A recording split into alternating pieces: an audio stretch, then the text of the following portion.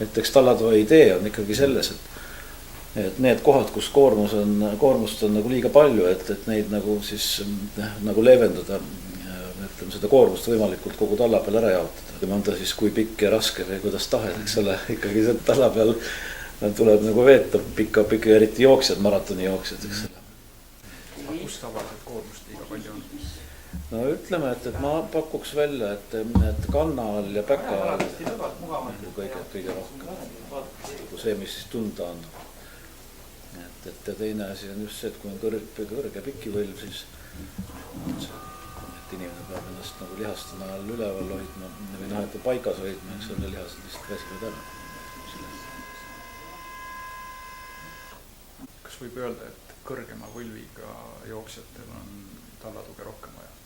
Jah, ma usun küll selles suhtes, et kui nüüd pikk on, ütleme just pikemat maad joosta, siis on see mingisugusel hetkel inimesel on nagu lisakoormus. Et üks asi on see, et sa pead jooksma pikka maad ja teine asi on, et sa pead enda asendit ka veel hoidma. Et kui jalal oleks korralik tugi all terve nagu jalapõhja ulatuses, siis oleks mingisugune koormus ikkagi tunduvalt väiksem. Aga kui nüüd jooksja saab need tallatoed kätte, mida ta siis peab nendega tegema?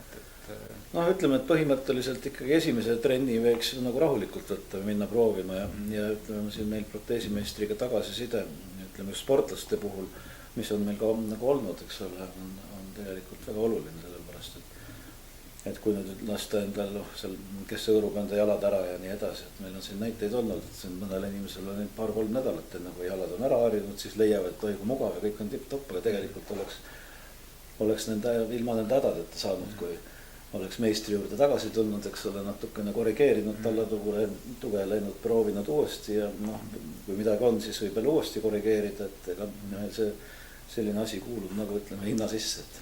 Aga kui tunne on kuidagi ebamugav, et kas siis tuleks lihtsalt anda aega, et jalga ära harjuks? No ütleme tegelikult küll jah, et eks põhimõtteliselt, kui inimesel on ikka mingisugune meditsiiniline probleem, kas tal on siis, ütleme, kas tal on madalvõlv, nii-öelda lampjalgs või on kõrge võlviga läheb see asi natuke rutem, et kui see võlvi kõrgus on enam-vähem tipp-topp, siis meil on mõnel tuttaval niimoodi, et nad on saanud ühe korraga nende probleemile nagu lahenduse. Aga ma praegu küll ei räägi nagu sportlastest või maratoni jooksjatest. Pakun välja, et üle paari nädala ei tohiks minna, kui korra ilusti. Eks laste puhul on sama, et vahel öeldakse vanematele inimestele, et võib-olla päevas alguses üle paari tunni ei oleks mõtet nagu käia. Aga see on selline enestunde asi, et mina ausalt öeldes olen üle 15 aasta kandnud, eks ole, kui mul nagu tallatuge jala nagu sees ei ole, siis ma tunnen kohe ära, et ma vastupidi jälle ei oska. Ütleme, et need võlvid on ikka õieti toetatud ja kui neid koormuseid ei ole, ütleme, et need kohad, mis koormust saavad, eks nad hakkavad tunda andma, eriti võib-olla niisama kõndides ei ole seda nii palju aru saada, aga ma kujutan ette näiteks maratoni jooksu puhul või mingi pikematel maadel, isegi ütleme golfimängijatel, üks 10 kilomeetrit ära käia, kui jalg on mugavalt, et ega need lihased saavad ikka oma koormuse kätte kõik. Aga kas, kui ma nüüd omale hangin tallatoet, kas ma pean siis uued tossud ka hankima? Sisuliselt mitte, et ei ole vahet, kui vanad tossud veel kestavad. Räbalaks pole joostud, siis pole tarvi. See oleneb muidugi sellest kasutamisest ja hooldamisest, et võib-olla jooksja, kes jookseb seal tõesti natuke rohkem. Et eks ta võiks nagu kontrollida, kuna me kipsid anname kaasa, siis põhimõtteliselt võiks kontrollida seda, et materjalid nagu keharaskusega läbi ei vajuga.